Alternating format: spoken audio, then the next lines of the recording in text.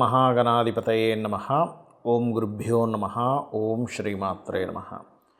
పరమేశ్వర స్వరూపమైనటువంటి జ్యోతిష, వాస్తు మరియు ఇతర అనేకమైనటువంటి శాస్త్రములను మనకు అందించినటువంటి మహర్షులకి నమస్కారం. హయగ్రీవ హయగ్రీవ హయగ్రీవేతి యో వదేత్తస్య నిస్సరతే వాణి జహ్నుకన్యా ప్రవాహవత్. అరుణాం కరుణాతరంగితాక్షీం ధృతపాశాంకుశపుష్పబాణచాపాం అనిమాదిభిరావృతాం మయూకైః అహమిత్యేవ విభావయే భవానీం. శ్రీమాత్రే నమః. ప్రేక్షకులకి ఆ లలితాంబిక అమ్మవారి యొక్క అనుగ్రహం పరిపూర్ణంగా కలగాలన్న స్ఫూర్తిగా కోరుకుంటూ మనం ఈరోజు గ్రహణాల గురించి, గ్రహణ ప్రభావం అసలు ఇండియాలో ఉందా లేదా, బయట దేశాల్లో ఉన్నటువంటి గ్రహణాలు, బయట దేశాల్లో నివసించేవారు ఎటువంటి జాగ్రత్తలు ఏ రాసుల వారు తీసుకోవాలి, ఎవరెవరికి బాగుంటుంది, అదేవిధంగా గ్రహణ సమయంలో ఏ దేవతారాధన, అదేవిధంగా ఎటువంటి దానములు ఇవ్వడము, ఇవన్నీ ఏం చేయాలనేటువంటి విషయాలు చెప్తుంది నేనైనప్పటికీ కూడా చెప్పిస్తుంది సాక్షాత్ లలిత అమ్మవారిగా భావిస్తూ తెలుసుకుందాం. మనము చంద్రగ్రహణం అయితే లేదని క్లియర్గా చెప్పేసుకున్నాము.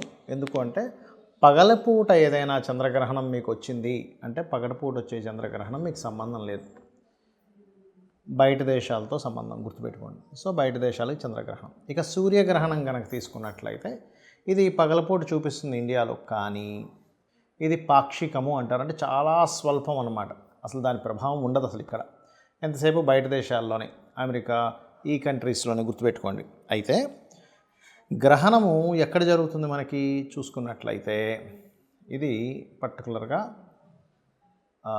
మీనరాశిలో జరుగుతుంది. మీనరాశిలో జరుగుతున్నందుకు ఒక్కొక్క లగ్నరీత్యా లేదా రాశిరీత్యా ముఖ్యంగా చూసుకుంటే ఇక్కడ కుంభలగ్నము, కుంభరాశి, కుంభం వారికి ఈ సూర్యగ్రహణ ప్రభావం విదేశాల్లో ఉండేటువంటి వారికి ధనస్థానంలో జరుగుతుంది కాబట్టి ఫైనాన్షియల్ మ్యాటర్స్ విషయంలో కాస్త జాగ్రత్తగా ఉండండి. ధనము ఎవరికైనా ఇవ్వడము, తీసుకోవడము విషయంలో కాస్త జాగ్రత్తగా ఉండండి. గుర్తుపెట్టుకోండి, ఎవరికైనా ధనం ఇస్తున్నాము లేదా ధనం తీసుకుంటున్నాము, ధన సంబంధించినటువంటి విషయాల్లో కొన్ని లావాదేవీలు, ఇటువంటి అంశాల్లో చాలా కేర్గా ఉండాలి. గుర్తుపెట్టుకోండి. కుటుంబ సభ్యుల విషయంలో కొన్నిసార్లు చూడండి, అంతా బాగానే ఉంటుంది, కుటుంబ సభ్యులతో ఏదో డిస్టర్బెన్స్ వస్తూ ఉంటుంది. అయ్యో ఎందుకు ఈ మాట అన్నాను, ఎందుకు అనవసరంగా ఈ టాపిక్స్ వచ్చాయి, కుటుంబ సభ్యుల్లో ఈ గొడవలు ఏమిటి అనిపిస్తూ ఉంటుంది. అలాంటప్పుడు మీరు లలితా సహస్రనామాల్లో ఓం కర్పూర వీటికామోద సమాకర్ష దిగంతరా అనే నామం, ఓం కర్పూర వీటికామోద సమాకర్ష దిగంతరాయే నమః పెట్టుకుంటే ఇంకా మంచిది. గుర్తుపెట్టుకోండి. ఇది చేసినట్లయితే ఏమవుతుందంటే మీకు రావాల్సిన ధనం రావడం, ధనం విషయంలో మోసపోకుండా ఉండడం కూడా జరుగుతూ ఉంటుంది. అయితే ధన అభివృద్ధి కోసం మాత్రం మీరు ఓం ధర్మాధ్యక్ష ధనాధ్యక్ష ధన ధాన్య వివర్ధినియే నమః చేసుకోండి. లలిత అమ్మవారికి ఖచ్చితంగా మీకు బాగుంటుంది, అందులో ఎటువంటి సందేహం లేదు.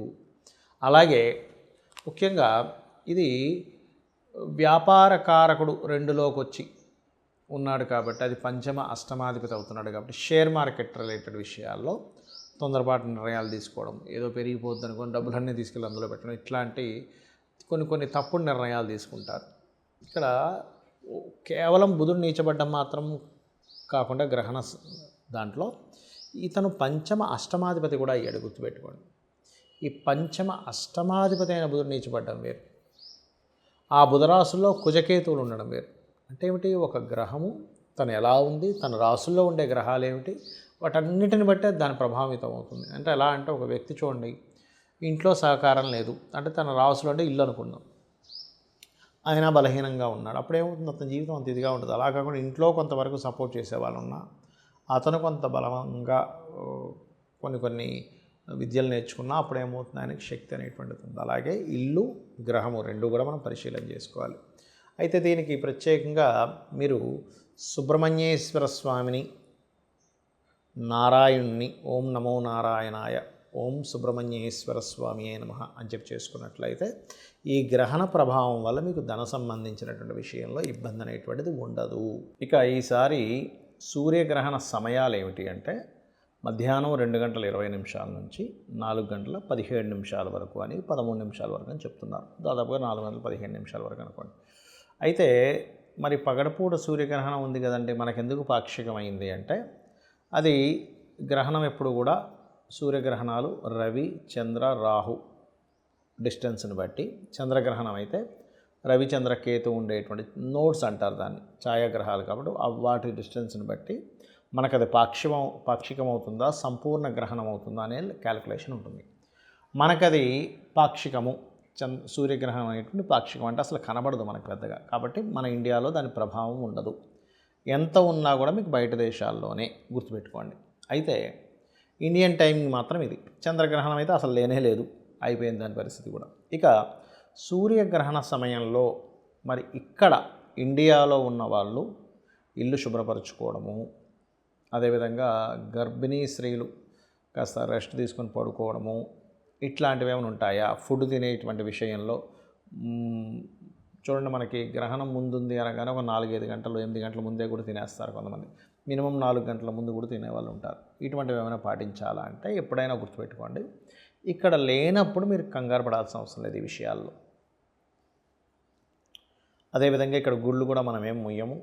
సహజంగా కూడా ఇంట్లో మనకి గ్రహణ సమయంలో ఏం చేస్తాము, ఆ దేవతా మందిరంలో ఉన్నటువంటి వాటన్నిటిని తీసుకొని చక్కగా కడుక్కొని మళ్ళీ పెట్టుకుంటాం.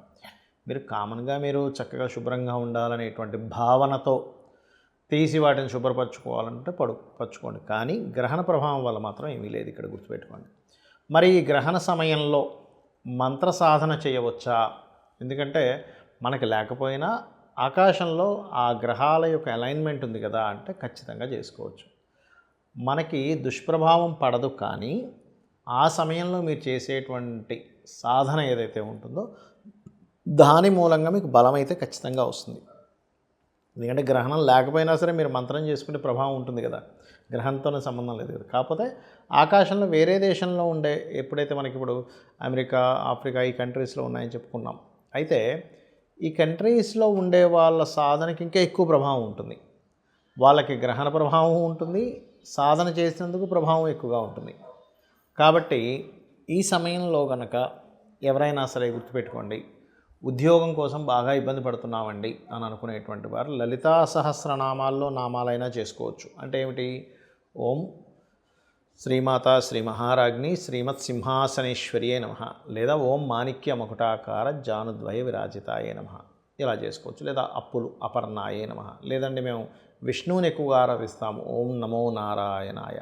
కొంతమందికి ఎక్కువ బాధ ఉంటుంది, ఎప్పుడు ఏదో ఒక దిగులు ఉంటుంది, అటువంటి వారు ఓం మధుసూదనాయ నమః అనే నామం అద్భుతంగా పనిచేస్తుందండి. మీరు చూడొచ్చు, ఒక్క 10 నిమిషాలు ఓం మధుసూదనాయ నమః ఓం మధుసూదనాయ నమః అనుకుంటూ ఉంటే తెలియకుండానే మీ లోపల నుంచి ఏదో తెలియని ఒక ఇది పోయినట్టుగా అనిపిస్తుంది. అదేవిధంగా కొంతమందికి భయం ఉంటుంది, అలాంటప్పుడు లలితా సహస్రనామాల్లో ఓం కనకాంగద కేయూర కమనీయ భుజాన్వితాయే నమః, ఖచ్చితంగా మీకు ఆ భయం భీతి ఏదో అయిపోతుందేమో అనేటువంటి ఒక భ్రాంతి నుంచి బయటపడతారు.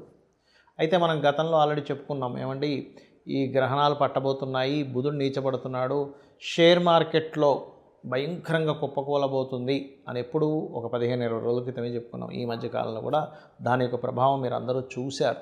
కాబట్టి దీని యొక్క ప్రభావం ఇంకా ఫ్యూచర్లో ఉంది, కాబట్టి ఇంకా జాగ్రత్తగా ఉండండి షేర్ మార్కెట్ విషయంలో. బికాజ్ ఇక్కడ అది కూడా విదేశీ సంబంధించినవి, ఇక్కడ కాదు, బయట దేశానికి సంబంధించిన వాటిలో ఎక్కువగా ఉంటుంది. ఫ్రాడ్స్ ఎక్కువగా జరుగుతాయి ఈ గ్రహణ ప్రభావాల వల్ల. నీటికి జల సంబంధించిన ఇవి ఎక్కువగా జరుగుతుంటాయి. ప్రళయాలు అంటూ ఉంటారు. బాగా ఎండపడుతూ ఉంటే సడన్గా వర్షాలు పడుతూ ఉంటాయి కొన్ని ప్రాంతాల్లో. సుడిగుండాలు లాంటివి ఇట్లాంటివి ఎక్కువగా లేస్తుంటాయి వాటర్లో కానీ గాలిలో కానీ. ఎందుకంటే వాయువులో ఒక రకమైన సుడిగుండాలు లాంటివి లేవడం, దాని ద్వారా కొంతమంది ఇబ్బంది పడడం, ఇట్లాంటివి ఎక్కువగా ఉంటాయి. అయితే గ్రహణం అయిపోయిన తర్వాత ఏ రాసుల వారికైతే మనం చెప్పుకున్నామో గ్రహణ ప్రభావం ఎక్కువగా ఉంటుందని, అందులో ముఖ్యంగా ఏ రాసుల వాళ్ళు ఎక్కువగా దానంగా ఇవ్వాలంటే మీనము, మేషము, కుంభము, కర్కాటకము, వృశ్చిక రాశి వారు. అది కూడా బయట దేశాల్లో ఉండేవారు, ఇండియాలో ఉండే వాళ్ళకి ఏమీ ఇబ్బంది లేదు. మీరు కామన్గా మీరు దానం ఇచ్చుకుంటా అంటే ఇచ్చుకోండి, కానీ ఇండియాలో ఉండే వాళ్ళకి ప్రభావం లేదు. సో ఇండియాలో ఉండేవాళ్ళు మేము దానం ఇవ్వాలేమో, అయ్యో ఇవ్వలేకపోతున్నానేమో, మేము ఇవ్వకపోతే ఏదో జరుగుతుందేమో అని చెప్పి భయపడకండి. గ్రహణం అనేటువంటిది ఒక యోగము, గుర్తుపెట్టుకోండి. సాధన చేసుకోవడానికి, మీ యొక్క శక్తిని పెంచుకోవడానికి ఒక గొప్ప యోగము అనేటువంటి దాన్ని గుర్తు ఎరగండి. అలాగే ఏమి ఇవ్వాలి దానము? మినుములు, గోధుమలు, బియ్యము దానంగా ఇవ్వండి. అలాగే మరొక విషయం ఏంటంటే ఇక్కడ వీటితో పాటు మీరు నువ్వులు కూడా దానం ఇవ్వచ్చు. సూర్య ప్రతిమ, చంద్ర ప్రతిమ, ఒక ఇత్తడి గిన్నెలో నెయ్యి, అలాగే సర్ప ఆకారంలో ఉన్నటువంటి 2 సర్పాలు కూడా దానంగా ఇస్తారు. అదేవిధంగా బియ్యము దానంగా ఇవ్వచ్చు. ఇందాక ఆల్రెడీ మనం చెప్పుకున్నాం. వీటిని చక్కగా ఉదయం 11 లోపల, గ్రహణం వీడిన తర్వాత నెక్స్ట్ డే 11 లోపల ఇవ్వవచ్చు. 11 దాటిన తర్వాత అంటే కొంచెం అది మధ్యాహ్న సమయంలోకి వెళ్ళిపోతూ ఉంటుంది కాబట్టి 12 అలా దాటితాయి కాబట్టి 11 లోపల ఇవ్వడం శ్రేష్టము.